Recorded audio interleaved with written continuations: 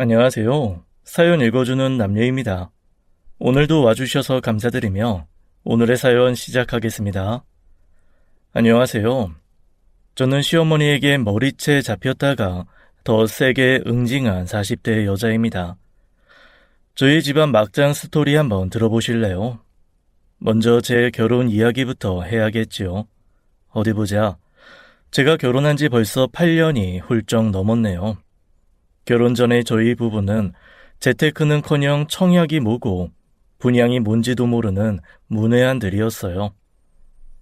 남편이랑 저랑 각각 1억 정도씩 모았기 때문에 그 돈으로 아파트 전세 얻어 들어가면 되겠다 했죠. 그런데 친정 엄마가 절대 그러면 안 된다고 조언해 주시더라고요. 지금이 가장 쌀 때라고 지금 안 사면 계속 오르는 아파트값 따라다니느라 평생 돈도 못 모으고 허덕이게 될 거라고요. 저희 형편에는 무리라고 생각했지만 친정 엄마가 하도 강하게 말씀하시길래 저랑 남편은 그냥 따르기로 했어요. 친정 엄마는 잘 아는 공인중개사 친구에게 부탁해서 발품 팔아 좋은 아파트까지 알아봐 주셨습니다. 백화점과 지하철역이 가까운 입지 좋은 아파트라 앞으로 무조건 더 오를 거라고 하셨죠. 그때 매매 금액이 6억이라 부담되는 금액이었지만 친정 엄마가 적금 깨서 보태주시기로 하셨어요. 그래서 저희 부부가 모은 돈 2억, 친정 엄마가 보태주시는 돈 2억, 여기에 모자란 2억은 대출 받으려고 했습니다. 그런데 이 소식을 들은 시아버지께서 감사하게도 1억을 보태주시기로 하셨어요. 그래서 1억만 더 대출받아 총 6억짜리 아파트를 매매해 신혼집을 장만했습니다. 살아보니 역시 내 집이 좋더라고요. 혼자 자취하면서 전셋집에 살 때는 집주인 눈치 보느라 못도 하나 못 박았거든요. 변기만 고장나도 돈 물어달라는 거 아닌가 싶어 전전긍긍히 했는데 내 집에 사니 마음 편했습니다. 우리 부부 취향대로 인테리어도 마음껏 할 수 있었죠. 평생 살 집이다 생각하니 더 애착도 생겨서 저는 시간 날 때마다 집을 쓸고 닦으며 관리했습니다. 그런데 사건은 결혼 후 시가 식구들을 부를 집들이 때 벌어졌어요. 시아버지와 시어머니, 도련님을 위해 남편과 저는 하루 종일 음식을 준비했지요. 그런데 시아버지께서 저희한테 1억을 보태주신 걸 시어머니와 상의 안 하셨던 모양이에요. 저희가 감사하다고 말하는 걸 듣고 두 분이 싸우기 시작하셨거든요. 어떻게 나한테 말도 없이 그런 큰 돈을 줄 수가 있어? 이렇게 난리칠 게 뻔하니까 그랬지. 맨날 쇼핑이나 하면서 이상한 데 돈 써버리는 건 안 아깝고 자식한테 주는 건 아까워. 내 돈 내가 알아서 쓴 거니까 상관 말고 내버려둬. 그게 왜 당신 돈이야? 우리 부부 돈인데. 우린 부부인데 공동재산이지. 작년에 돌아가신 고모가 물려주신 거야. 유산 상속받은 건 개인 재산인 거 몰라? 아이고 세상에. 평생 고생하며 뒷바라지 해줬더니 이제 와서 남처럼 선을 긋네. 너는 왜 나한테 말을 안 했어? 시집 오자마자 시부모 개싸움나게 만드니까 좋니? 저는 당연히 아시는 줄 알았어요. 내가 준 건데 왜 얘들한테 난리야? 아무리 그래도 어머니께 말씀을 하셨어야죠. 저희가 다 같이 실수한 것 같네요. 내가 오죽하면 그랬겠냐? 네 어머니가 알았으면 1억이 뭐야? 1,000만 원도 못 주게 했을 게 뻔하니까 그렇지. 그래도 이제 보니까 우리 아버지 능력 있으신 것 같아서 안심이네. 저 결혼할 때는 더 많이 지원해 주실 거죠? 넌 조용히 해 이놈아. 돈 잡아먹는 귀신이 뭘 잘했다고 또 돈 타령이야? 애한테 왜 소리를 질러? 당신 하는 짓이 하도 어이없으니까 얘도 그러는 거지. 1억이나 내준 건 당신이 실수한 거라고. 신혼 때는 조금씩 모아서 늘려가는 맛이 있어야 하는 거야. 사부인은 2억이나 보태주셨는데 당신은 미안하지도 않아. 우리 아들이 처갓댁에 기죽어서 살았으면 좋겠어. 몰라. 하나도 모르겠고 나는 자식 그렇게 안 키워. 처음부터 큰 돈 턱턱 내주면 애들 버릇 나빠져서 안 돼. 이미 집에 들어간 1억을 뺄 수는 없으니까 앞으로 한 달에 150만 원씩 보내라. 아이, 미쳤어. 애들 먹고 살기도 바쁜데 무슨 돈을 달래? 애들한테 1억이나 보낸 거 나는 절대 용납 못한다고. 시부모님은 정말 사생결단 낼 기세로 싸우시더라고요. 자식 신혼집 집들이 와서 저렇게까지 하실 일인가 싶고 시어머니가 조금 야속하게 느껴졌어요. 결국 저희는 매달 150만 원을 보내기로 했습니다. 적은 금액은 아니지만 저희는 맞벌이 부부였기 때문에 조금만 졸라매면 가능하겠다 싶었거든요. 어쨌든 저희 때문에 싸우는 게 죄송하기도 하고 1억이나 빌려주신 게 감사하기도 하니까요. 어차피 갚을 돈 매달 조금씩 나눠서 갚는 셈 치기로 한 거죠. 안 그러면 시어머니가 정말 저희 집에 들어눕기라도 하실 기세였거든요. 그때 시어머니께서 고집이 대단한 분이라는 걸 처음 알았습니다.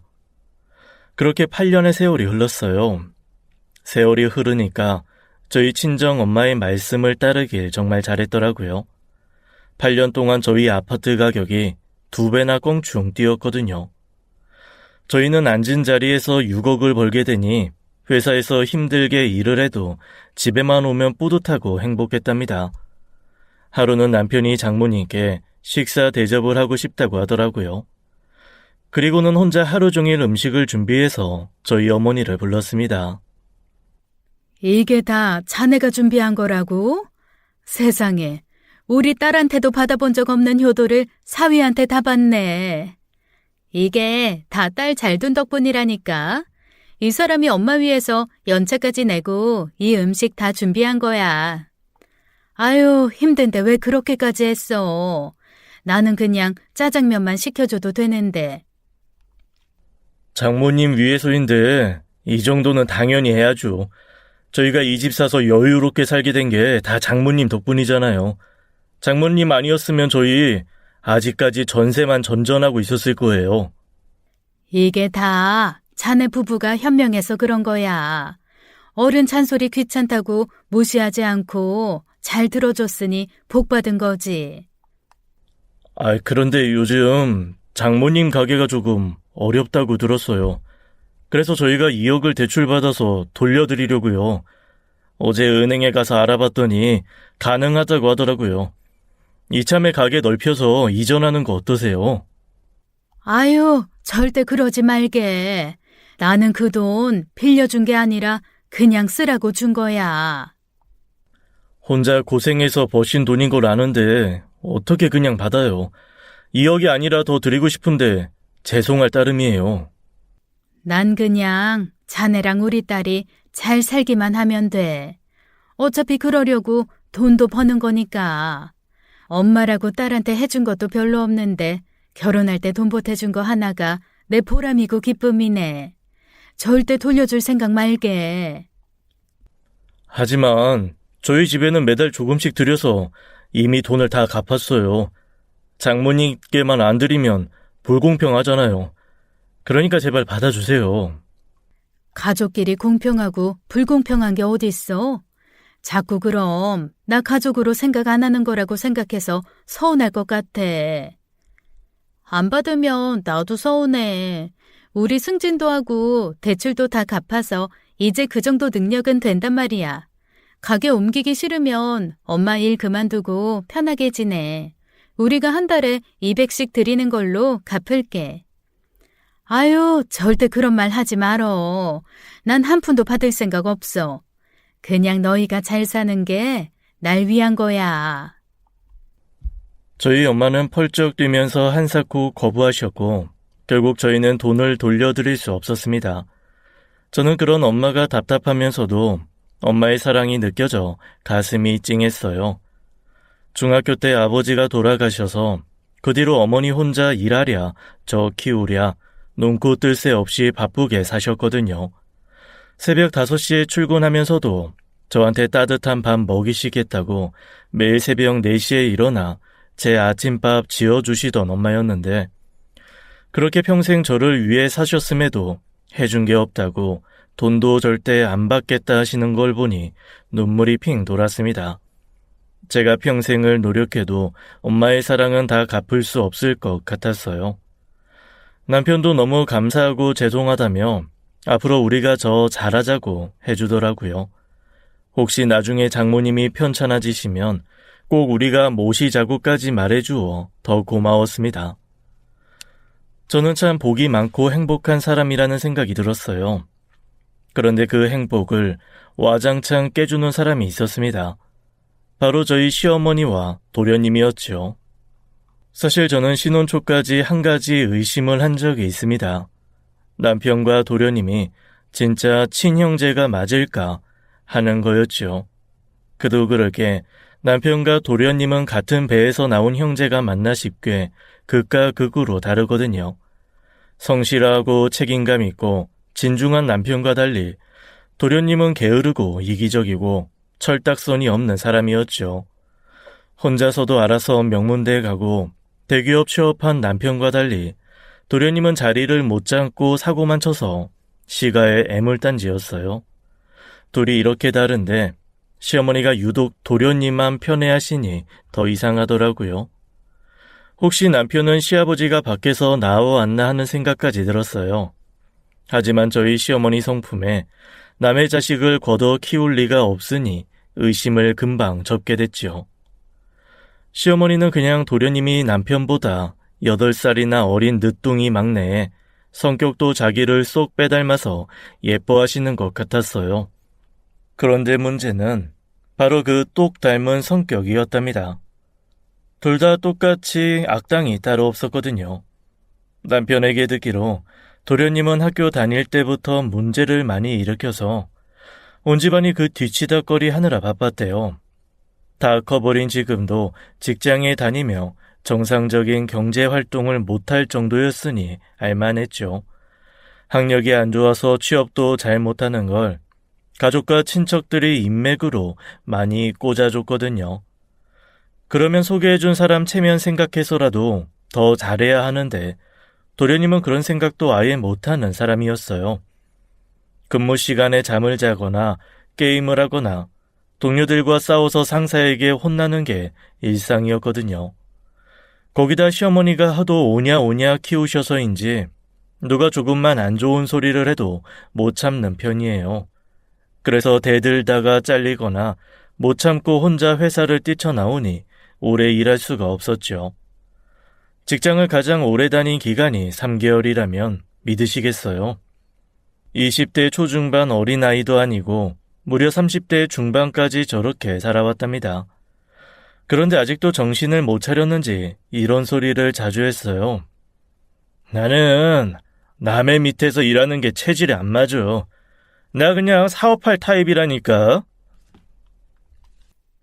그래, 우리 아들처럼 총명하고 기발한 사람은 사업을 해야 하는데 우리 집이 돈만 좀 많았어도 얘가 아주 크게 됐을 거야. 그러니까 나 이렇게 된 거 다 엄마 아빠 때문이라니까. 이제라도 내 사업 자금 좀 대주세요. 시끄러워. 월 200만 원도 못 버는 놈이 무슨 사업을 하겠다고. 사업은 아무나 하는 줄 아냐. 돈만 대줘봐요. 내가 부타나. 내 친구는 아버지가 집도 사주고 유학도 보내주고 가게도 차려줬다는데 걔는 능력 있는 아버지 만나서 대체 무슨 호강이야. 내 친구도 아들이 차 사주고 가게도 차려주고 효도 여행도 보내준다더라. 난 그 정도까지 호강은 바라지도 않으니 그냥 자기 밥벌이만 제대로 하고 살았으면 좋겠는데 그것도 내 욕심이냐? 우리 애가 뭐가 어때서? 나는 애가 원하는 걸 다 못해주는 게 미안해 죽겠는데 당신은 애 기죽게 왜 그런 소리를 해? 30도 훌쩍 넘은 징그러운 놈을 왜 아직도 애 취급이야? 당신이 그렇게 오냐 하니까 애가 아직 정신을 못 차리잖아. 다 큰 놈을 우리가 언제까지 벌어먹여야 해? 네 형은 혼자 알아서 잘 살고 매달 150만 원씩 보내기까지 하는데 넌 부끄럽지도 않냐?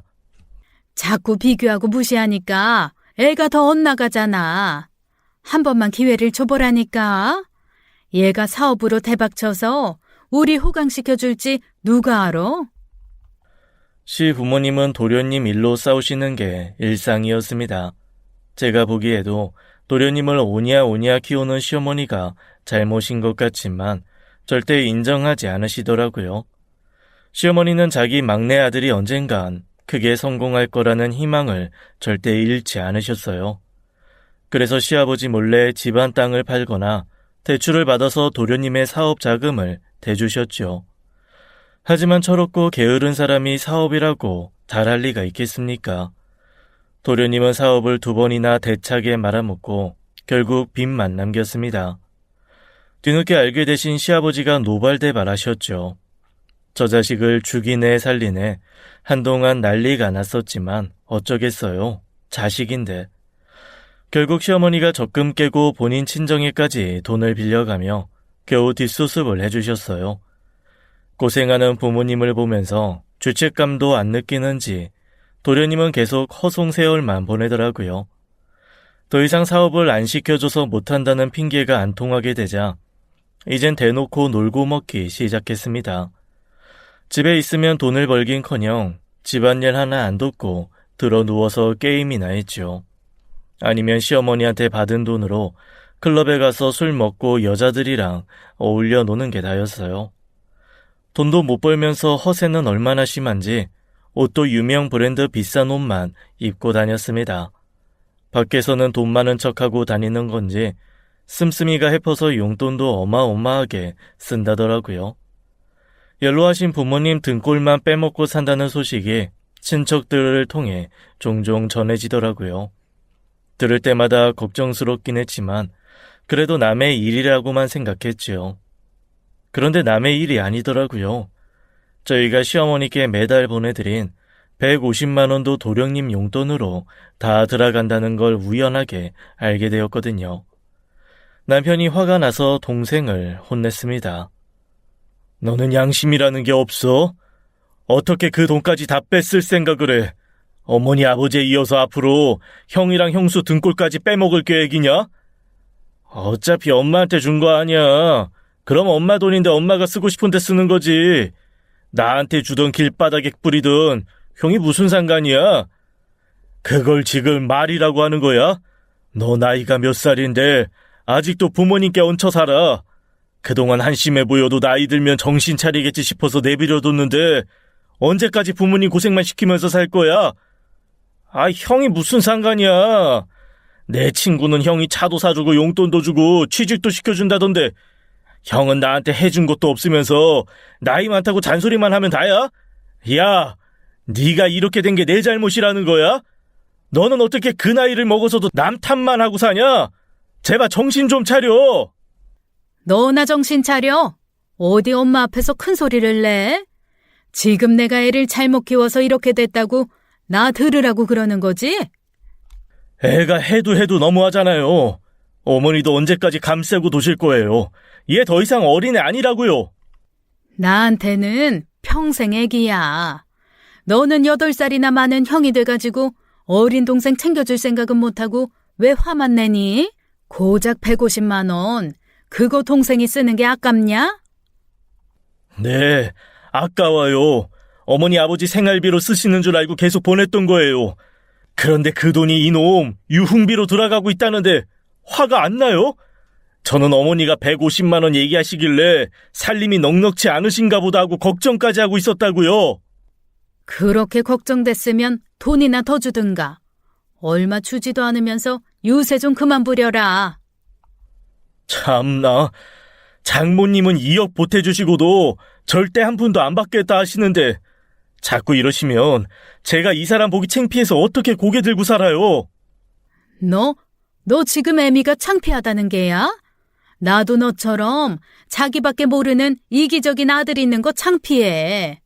꼴도 보기 싫으니까 당장 나가. 그때는 시아버지도 안 계실 때라 시어머니를 말릴 사람이 없어서 저희는 쫓겨나다시피 그 집을 나왔습니다. 평소에도 사이가 좋은 건 아니었던 남편과 시어머니 사이는 이 일로 크게 틀어졌어요. 남편은 매주 드리던 안부 연락부터 딱 끊어버렸죠. 150만 원도 앞으로는 시아버지의 계좌로 보내겠다고 문자를 보낸 후 전화를 차단시켜 버렸습니다. 앞으로는 시가도 명자르만 찾아가겠다는 말과 함께요. 화가 난 시어머니가 저한테 전화를 하셨지만 저도 전화를 받지 않았어요. 남편이 시어머니가 정신을 차리셔야 도련님도 정신을 차릴 거라며 절대 연락받지 말라고 했거든요. 저도 남편 말에 전적으로 동의했지요. 그랬더니 이제는 도련님한테 전화가 오더라고요. 시아버지는 도련님께 호락호락 돈을 내주지 않을 테니 용돈이 확 줄겠다 싶어 위기감을 느낀 모양이었어요. 생전 저한테 연락 한 번 없던 사람이 전화해서는 돈 좀 달라고 애처럼 징징대니까 어이가 없더라고요. 제 동생이면 등짝을 세게 때려주고 싶을 정도였지요. 꾹 참고 나는 모른다, 남편이 그렇게 정했다 하고 끊어버렸습니다. 그랬더니 친척들한테 여기저기 전화해서 저희 부부를 욕했나 봐요. 저희가 당연히 줘야 할 돈을 떼먹고 안 주는 것처럼 만들어놨더라고요. 시 고모님께 전화가 와서 대체 무슨 일이냐고 물으시길래 사정을 다 설명을 드렸습니다. 그러더니 대노하면서 그놈이 그렇게 엉망으로 사냐며 앞으로 한 푼도 주지 말아야겠다 하시더라고요. 모든 친척분들이 그렇게 도련님에게 등을 돌렸습니다. 자기 발등 자기가 찍은 거지요. 그 뒤로는 한동안 조용하기에 이제 좀 정신을 차렸나 보다 했는데 택도 없었습니다. 시어머니와 도련님의 막장 행각은 이제 시작이었거든요. 얼마 후 시어머니는 이번이 진짜 마지막이라며 도련님에게 가게를 차려주겠다 하셨어요. 시아버지께서 극구 반대하셨지만 시어머니 고집을 누가 말리겠어요. 소식을 들은 저희는 그냥 도련님이 이제라도 정신 차리기를 바랄 뿐이었죠. 빚까지 내가며 애를 쓰셨지만 동네 작은 커피숍을 차려주는 게 시어머니가 할 수 있는 최선이었어요. 하지만 철딱선이 없는 도련님은 가게가 너무 작다고 투정을 부렸습니다. 그래도 형제라고 첫날 화분을 들고 응원 갔더니 입이 잔뜩 나와서 불편하고 있더라고요. 창피해서 여기서 어떻게 일을 해. 내 수준에 맞으려면 대형 프랜차이즈 카페 정도는 돼야지. 야, 네 수준에는 편의점 알바도 가분하거든. 저도 살짝 그렇게 생각합니다. 요새는 편의점 알바생들도 얼마나 성실하고 능력 있다고요. 이렇게 대충 하는 사람은 뽑아주지도 않아요. 아니야. 얘는 이력서 내면 거기서부터 까이겠다. 어떤 일이든 3개월 이상 해본 적이 없으니 경력이라고 할 게 있어야지. 자꾸 내 욕하면 엄마한테 이른다. 애냐? 나이가 몇 살인데 엄마 타령이야. 너 이번이 마지막 기회인 거 알지? 이것도 망치면 아버지가 진짜 너 내쫓으실 거래. 쫓겨나서 저희 집에 오셔도 절대 안 받아줄 거예요. 저 한다면 하는 사람인 거 알죠? 알지. 우리 여보 건드리면 큰일 나지. 들은 진짜 쿵짝이 잘 맞네. 한 쌍의 바퀴벌레가 따로 없어요. 너 진짜 이번에 정신 차리고 잘할 거지? 걱정하지 마. 내가 이까지 작은 카페 하나 못할까 봐. 두고 봐. 한 달만 있으면 초미남이 하는 맛집 카페로 소문나서 여기부터 저 골목까지 사람이 줄 서 있을 테니까. 한 달. 줄은커녕 가게에 파리만 날리더군요. 어차피 도련님의 허풍 같은 건 믿지도 않았습니다. 그래도 원두도 최고급으로 쓰고 할인 이벤트도 많이 하니까 입소문이 나면 좀 나아지겠지 하고 기다렸어요. 그런데 2달, 3달, 6개월이 지나도 가게는 재료값도 건지지 못하는 수준이었어요. 매달 적자를 보기에 매물로 내놓았지만 매출에 비해 높은 권리금 때문에 아무도 매매하려 하지 않더군요. 네, 이번에도 말아먹은 거지요. 도련님은 그래도 기가 안 죽고 입지가 나빠서 그렇다는 등 사람들 입맛이 싸구려라는 등 또 남탓만 하더라고요. 곧 죽어도 자기 잘못은 하나도 없다기에 역시 사람은 안 변하는구나 싶었습니다. 그렇게 도련님이 돈을 까먹으며 허송세월만 보내던 어느 날 시어머니께서 저희 집에 찾아오셨더라고요. 전에 싸우고 쫓아내신 뒤로 처음 오시는 거였습니다. 저는 이제 아들한테 사과하고 다시 잘 지내실 생각인가 보다 싶었어요. 하지만 내가 여기 왔다고 널 용서했다고 생각하지 마라. 네가 무릎 꿇고 사과하기 전까지 난 너 용서할 생각 없어. 고작 그런 이야기나 하려고 오신 거예요? 내가 그렇게 한가한 줄 아니? 용건 있어서 왔어. 막내가 곧 결혼을 한다는구나. 결혼 자금 필요하니까 너희 아버지가 빌려줬던 1억 갚아야겠다. 그게 무슨 말씀이세요? 1억 진작에 다 갚았잖아요. 어머, 얘가 이제 뻔뻔하게 거짓말을 하네. 네가 언제 돈을 갚았어? 어머님, 저희가 매달 150만 원씩 나눠서 갚았잖아요. 그게 벌써 8년이니까 보내드린 돈만 1억 4,400만 원이 넘어요. 저희는 원금에 이자까지 더한다고 해도 이미 넘치게 갚았어요. 어머머, 얘가 생사람을 잡네. 그건 그냥 너희가 용돈 쓰라고 보낸 거잖아. 저희가 부자도 아닌데 용돈을 어떻게 150만 원씩 드려요? 저희가 아버지한테 1억 받았다는 이야기에 화를 내시면서 한 달에 150만 원씩 보내라고 하셨잖아요. 그게 돈 갚으란 소리지 뭐예요? 나는 그런 적 없다니까. 그냥 용돈이나 보내라고 했던 거야. 누가 1억이나 되는 목돈을 그렇게 야금야금 갚니? 말도 안 되는 소리 하지 마세요. 그래도 빌려주신 게 감사해서 계속 150만 원씩 보내드린 건데 앞으로 그것도 안 해야겠네요. 저희는 돈 다 갚았고 이제 빚진 거 한 푼도 없습니다. 너희 집값도 2배나 뛰었다며. 그게 다 누구 덕분인데 음흉하게 입 싹 닫고 말도 안 하고 있었니? 집값 오른 것까지 감안해서 갚아야지. 많이는 안 바라고 그냥 딱 2억 정도만 준비해. 왜 말도 안 되는 억지를 부리세요? 1억 빌려서 1억 4,400만 원으로 갚았으면 충분히 한 거 아닌가요? 거기에 2억을 더 내라고요? 그리고 이 집은 장모님이 직접 알아봐 주시고 2억이나 보태주셔서 산 집이에요. 누구 덕분이냐 하면 장모님 덕분이죠. 너 지금 장모 돈 많다고 돈 없는 나랑 비교하는 거야? 네가 내 아들 돈돈거리는 속물로 만들었냐? 나는 얘 그렇게 키운 적 없어. 시어머니께서 제 뺨이라도 치실 기세로 눈을 부라리며 위협하시는 게 너무 무섭더라고요. 보다 못한 남편이 일어나서 시어머니를 밖으로 내보냈습니다. 돈돈 거리는 건 어머니세요. 그런 소리 하실 거면 다시는 찾아오지 마세요. 엄마가 하라면 하는 거지 무슨 말이 이렇게 많어? 돈 갚아! 갚으라고!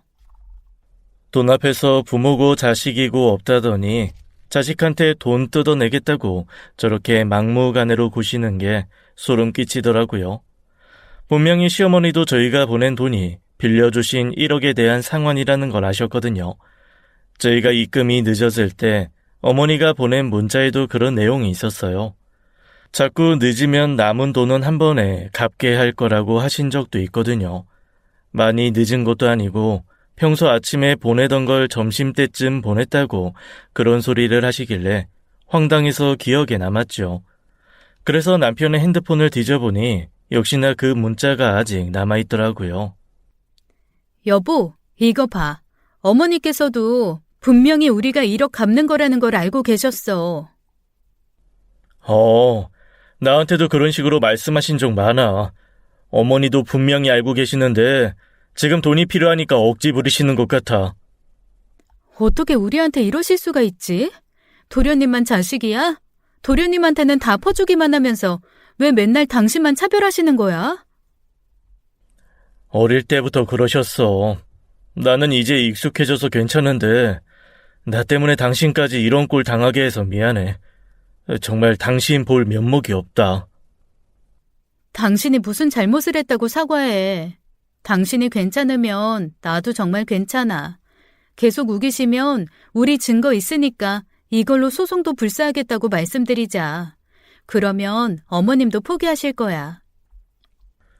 일단 내가 내일 찾아뵙고 다시 말씀드릴게. 아무리 그래도 부모 자식 간의 법적 문제까지 운운하는 건 좀 그런 것 같아서 내가 해결할 테니까 나 믿고 조금만 기다려줘. 저는 남편에게 맡기겠다고 말하며 남편을 꼭 안아주었어요. 배우자 앞에서 동생과 차별받는 모습을 보이는 게 얼마나 비참하겠어요. 남편을 그렇게 속상하게 만드는 시어머니가 정말 미웠습니다. 속으로는 시어머니가 남편 말을 안 들으실 거라는 것을 알았죠. 하지만 어머니를 계속 믿고 싶어하는 남편이 너무 가엾고 안타까워서 더 말릴 수 없더라고요. 차별받는 자식은 평생 짝사랑을 하며 사는 것과 같다는 말을 들은 적이 있어요. 부모가 자기를 한 번만 봐주기를 기대했다가 실망하고 다시 기대했다가 또 실망하는 일의 연속이니까요. 남편이 딱 그 모습인 것 같아서 정말 속상하더라고요. 세상에서 가장 사랑받아야 할 존재인 부모에게 외면받는다는 건 남들이 상상도 못할 고통일 거예요. 저는 제발 시어머니께서 정신을 차려서 남편이 더 이상 상처받는 일이 없기만을 바랄 뿐이었죠. 하지만 악당이 괜히 악당이 아니잖아요. 시어머니는 역시나 남편의 말을 완전히 무시하셨지요. 그리고 막무가내로 2억 타령만 계속하셨어요. 저희에게 끊임없이 전화하고 집에도 찾아오셨어요. 사람이 어떻게 그렇게 뻔뻔할 수가 있는지 놀랍더라고요.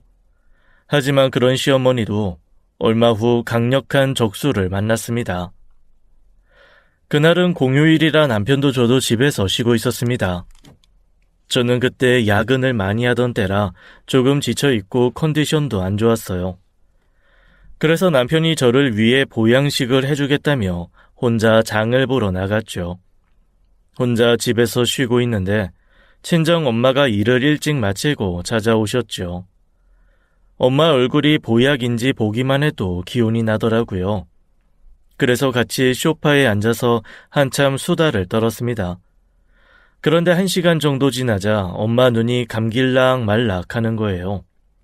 일을 하고 오신 터라 피곤하신 것 같았어요. 저는 그런 친정 엄마가 귀여워서 웃으며 들어가서 쉬시라고 말씀드렸어요.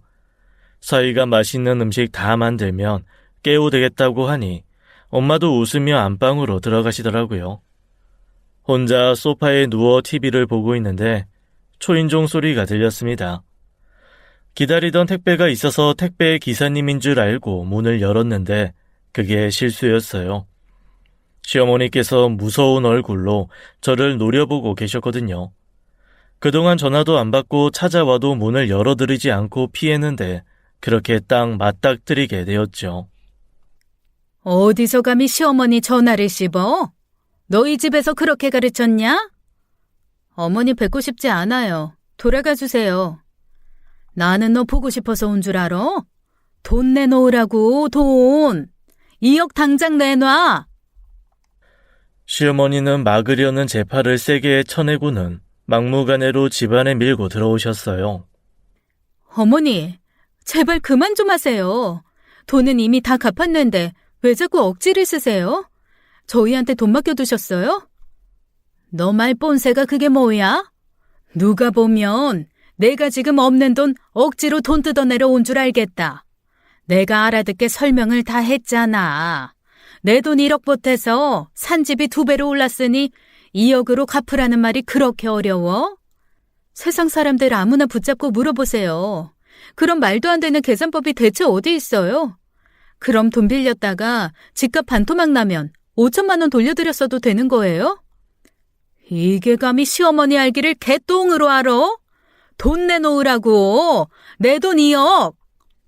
저는 돈 다 갚았다니까요. 그리고 저희 그렇게 큰 돈 없어요. 시어머니의 계속되는 억지에 저도 결국 참지 못하고 같이 소리를 질렀죠.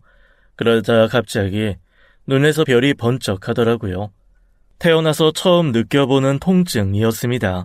시어머니가 제 머리채를 붙잡고 세게 끌어당기고 있었던 거예요. 저는 상상도 못했던 일이라 어떻게 대응할지 몰라 그저 비명만 내질렀습니다. 너 지금 시어머니 무시하냐? 2억 달라는데 무슨 말이 그렇게 많어? 이 집 팔아서라도 당장 2억 내놔. 아, 아파요. 제발 이것 좀 놓고 말씀하세요.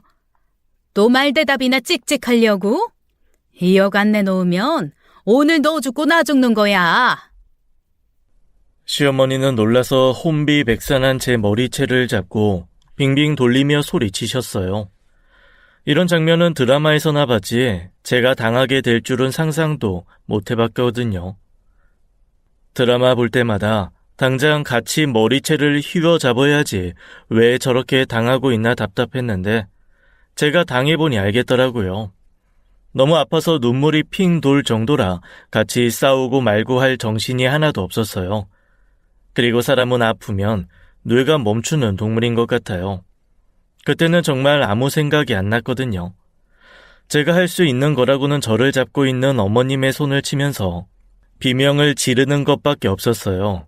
그때 옆에서 또 다른 비명 소리가 들리더라고요. 저는 너무 아파서 환청을 듣는 줄 알았는데 잠시 후 친정 엄마가 달려들어 시어머니의 팔을 잡는 게 보였습니다. 제 비명 소리에 깨서 달려 나오신 모양이었어요.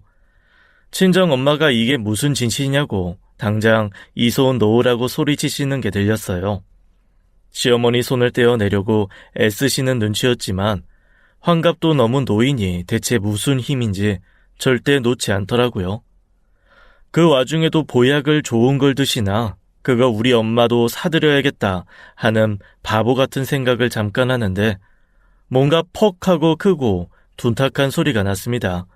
이게 또 무슨 소리인가 싶어서 아픈 와중에도 고개를 살짝 들어 소리가 난 곳을 보았죠. 그랬더니 친정 엄마가 손에 무언가를 들고 휘두르는 모습이 보였어요.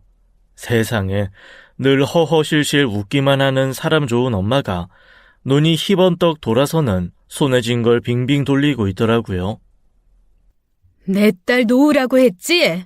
네가 뭔데 감히 내 딸을 건드려? 그 손 당장 놓지 못해? 아유, 이게 무슨 짓이야? 당신 내가 누군지 몰라? 모르긴 내가 왜 몰라? 돈도 골라서 내 새끼들 괴롭히는 이 정신 나간 할망구. 내 손으로 죽여버리기 전에 당장 그 손 놔. 퍼그악, 퍼그악. 때리는 소리와 고통스러운 비명소리가 난무하더니 잠시 후 제 머리카락들이 자유를 찾았습니다. 시어머니 손에 드디어 힘이 풀린 거예요. 하지만 친정엄마는 아직 분이 풀리지 않았는지 손에 든 무언가로 시어머니를 계속 후려치고 있었어요. 제가 너무 놀라서 입만 딱 벌린 채 그 광경을 보고 있었습니다. 제가 보고 있는 게 꿈이 아니라 진짜 현실이라는 사실이 도저히 믿기지 않더라고요. 으악! 났잖아. 났다고. 제발 그만 좀 때려요. 사람이 말이야. 늙어도 곱게 늙어야지. 돈에 눈이 돌아서 애들한테 억지 쓰는 것도 모자라. 감히 남의 딸 머리채를 잡어? 아유, 사람 살려. 제발 그만하세요. 내 딸 건드리면 내가 가만 안 둘 거야. 나도 손 한 번 안 대고 불면 날아갈까, 쥐면 꺼질까 노심초사하며 키운 귀한 딸이야. 네가 뭔데 감히 내 딸을 건드려? 너는 왜 보고만 있어? 어서 와서 니네 엄마 말려. 아직도 정신을 못 차렸네. 누구한테 감히 소리를 질러? 내 딸 괴롭히지 마. 제가 말리긴 왜 말리겠어요. 고소하기만 한데. 구석에 몰려서 친정엄마가 휘두르는 물건에 계속 맞기만 하던 시어머니는 급기야 눈물까지 흘리더라고요. 새빨개진 눈을 계속 비비며 우시는데 평소 눈물 없기로 유명한 분이라 많이 아프신가 보다 싶었죠. 그런데 이상하게 저까지 눈물이 나더라고요. 갑자기 봉변당해서 놀라긴 했지만 슬픈 것도 아니고 억울한 것도 아닌데 왠지 눈이 맺고 눈물이 주룩주룩 흘렀어요. 뒤늦게 제가 울고 있는 걸 본 엄마가 손에 든 무언가를 던져버리고 저한테 달려오셨죠. 엄마가 이제 괜찮다며 달래주시는데도 눈물이 멈추질 않더라고요. 저도 울고 시어머니도 울고 친정 엄마도 울면서 거실이 한바탕 난리가 났습니다. 시간이 좀 지나자 정신이 들면서 빨리 이 상황을 해결해야겠다는 생각이 들더군요. 저는 퉁퉁 부어 앞도 제대로 보지 못하는 눈으로 남편에게 전화를 해 집에 시어머니가 와 있다고 알렸습니다. 마침 주차장에 있던 남편은 제가 울먹이는 소리에 놀랐는지 한달음에 달려 올라왔어요. 난장판이 되어버린 집안에서 울고 있는 저희 셋을 본 남편이 깜짝 놀라더군요. 이게 대체 무슨 일이야? 아이, 집에 강도라도 들었어? 너 당장 경찰에 신고해. 저 여자가 날 폭날에 개패듯이 팼다고. 저희 장모님께서요? 거짓말하지 마세요. 장모님이 그러셨을 리가 없어요. 너 지금 내 말 못 믿는 거야? 집안 꼴을 좀 보라고. 저 여자가 날 패겠다고 몽둥이 휘둘러서 이 모양이 된 거라니까. 맞네. 내가 자네 어머니를 때렸어. 그럴 리가. 무슨 사정이 있으셨겠죠. 사정은 무슨 사정. 너는 네 엄마가 두들겨 맞은 거 보고도 그런 소리가 나와? 내가 자다가 무슨 비명이 들려서 나와 보니까 자네 엄마가 내 딸 머리채를 잡고 있는 거야. 2억 당장 내놓으라고 생떼를 쓰면서 말이지. 그래서 내가 내 딸 놓으라고 좀 때렸네. 잘못했나? 아니요. 잘하셨어요. 뭐? 잘해? 너 미쳤냐? 시어머니가 분노로 빨개진 얼굴로 빽 소리를 지르시는데 남편의 얼굴은 더욱 차갑게 굳어갔습니다. 지긋지긋하다는 얼굴로 시어머니의 팔을 잡아 끌더군요. 하지만 아까 말씀드렸듯이 시어머니는 힘이 장사였어요. 절대 끌려가지 않고 버티더라고요. 여기서 당장 나가세요. 다시는 어머니 얼굴 보고 싶지 않아요. 내가 아니고 저 여자를 쫓아내야지. 너 지금 누구 편드는 거야? 네 엄마가 두들겨 맞았다니까? 그러니까 며느리 머리채는 왜 잡아요? 자기가 때린 건 아무렇지 않으면서 맞은 건 그렇게 억울합니까? 내가 괜히 그랬어? 내가 좋게 돈 달라고 했을 때 진작 돈 줬으면 좋잖아. 왜 사람 말을 안 들어서 내가 이런 짓까지 하게 만들어? 이제 어머니가 무례하고 폭력적인 것도 저희 잘못입니까? 제발 그만 좀 하세요. 어머니 때문에 창피해서 못 살겠어요. 당장 제 집에서 나가시라고요. 못 나가. 이렇게 맞기까지 했는데 억울해서라도 못 나가지. 당장 내 돈 2억 내놔. 돈 다 갚았다고 몇 번을 말씀드려요. 몰라. 내놔. 그냥 내놓으라고. 우리 아들 결혼시켜야 된단 말이야. 그 말에 남편은 손에 힘이 풀렸는지 끌어당기던 시어머니 팔을 힘없이 놓더군요. 그러면서 시어머니를 보는 얼굴은 당장이라도 울 것처럼 상처받은 표정이라 제 가슴이 찢어지는 것 같았습니다. 저는 어머니 아들 아니에요. 동생은 그렇게 끔찍히 아끼시면서 저한테는 대체 왜 이러시는 거예요? 너는 혼자서 알아서 다 잘하잖아. 근데 막내는 혼자선 아무것도 못해서 내가 다 챙겨줘야 한다고. 그러니까 제발 이번 한 번만 더 도와줘. 너는 형이잖아. 걔가 왜 혼자서 아무것도 못하는지 아세요? 어머니가 옆에 끼고 하나부터 10까지 다 챙겨주셨으니까요. 그래서 그렇게 철딱선이 없는 바보가 된 거예요. 어머니가 그렇게 키우셨으니까 어머니가 책임지세요. 몰라. 2억 내놔. 돈 주기 전까지는 절대 안 나갈 거야. 내 돈 2억. 시어머니는 눈물을 줄줄 흘리면서도 계속 2억 소리만 하셨습니다. 자식이 상처받은 얼굴로 속에서 피눈물을 흘리고 있는 건 전혀 안 보이나 보더라고요. 그렇게 정신 나간 사람처럼 계속 2억 타령만 하고 있는데 시아버지께서 들어오셨어요. 남편이 급하게 들어오느라 문이 채 닫히지 않았나 봐요. 그때 저희 집 풍경은 처참했을 거예요. 난장판이 된 집안과 산발이 돼서 쓰러져 있는 저 2억 내놓으라며 계속 소리 지르는 시어머니. 그걸로 대충 상황 파악을 끝내셨는지 이게 뭐하는 짓이냐며 시어머니께 호통을 치셨습니다. 아들 말에는 꿈쩍도 안 하던 시어머니가 시아버지의 불요령에 놀라서 후다닥 일어나셨어요. 시아버지는 친정 엄마와 저에게 사과하시고는 시어머니를 끌고 나가셨습니다. 두 분이 나가시고도 저희는 한참을 멍하니 앉아만 있었어요. 지금까지 있었던 일이 꿈만 같았거든요.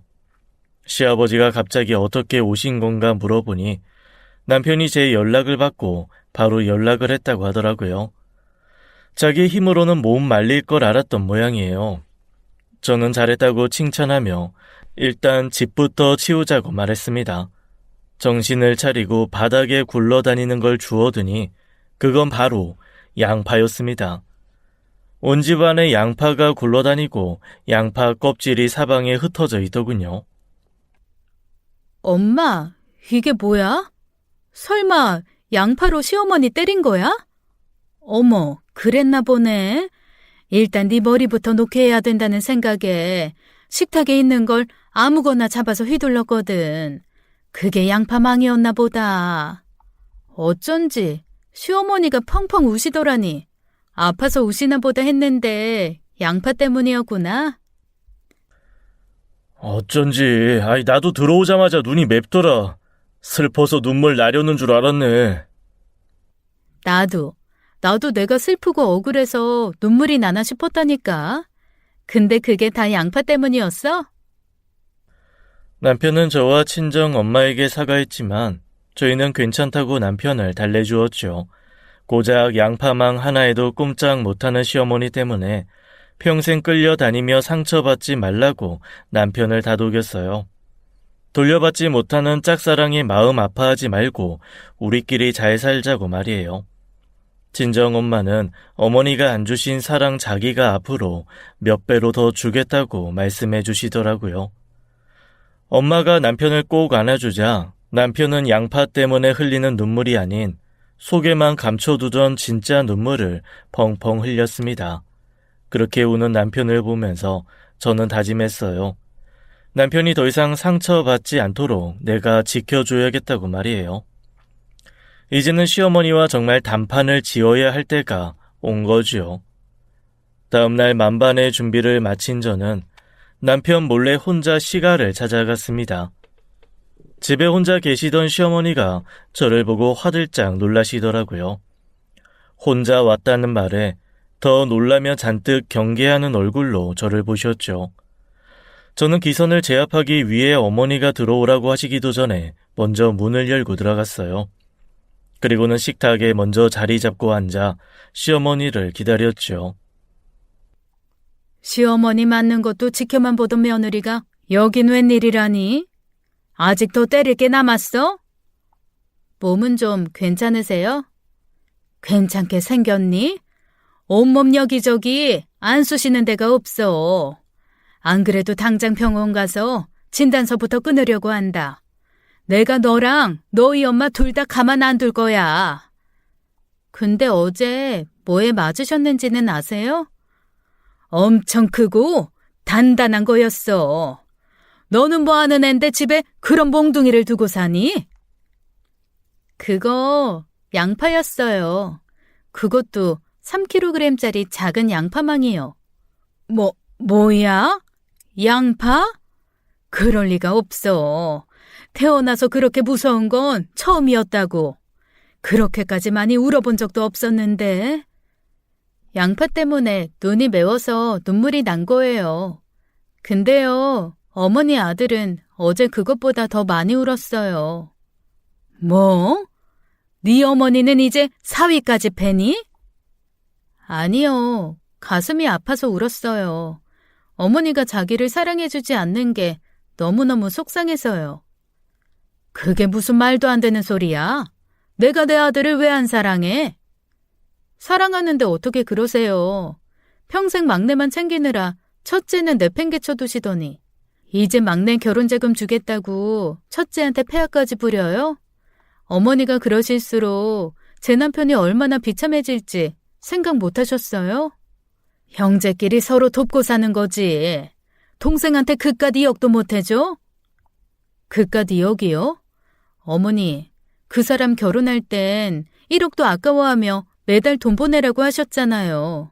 근데 도련님한테 2억은 그깟 이역이에요? 그거야. 걔가 형이니까 그런 거지. 결국 돈 안 주겠다 소리 하려고 온 거냐? 어디 한번 그래봐라. 난 너희 엄마 폭행죄로 고소할 테니까. 그러세요. 저도 어머니가 저 머리채 잡으신 거 폭행으로 고소하고 주거 침입하신 것도 신고할 테니까요. 뭐야? 감히 시어머니를 협박해? 다 어머니께 보고 배운 거죠.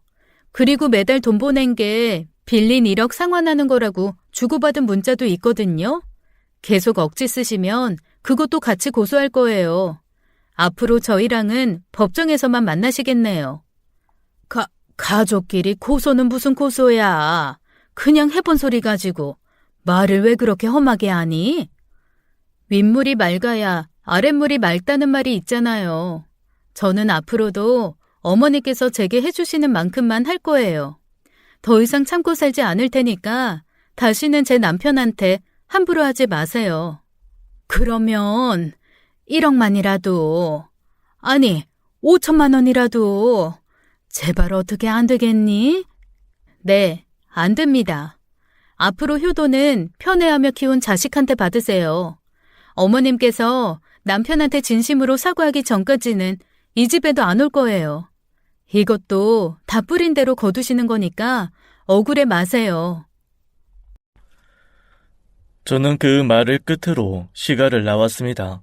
속으로는 떨고 있었지만 전혀 티나지 않게 준비해간 말을 다 한 것 같아서 뿌듯했어요.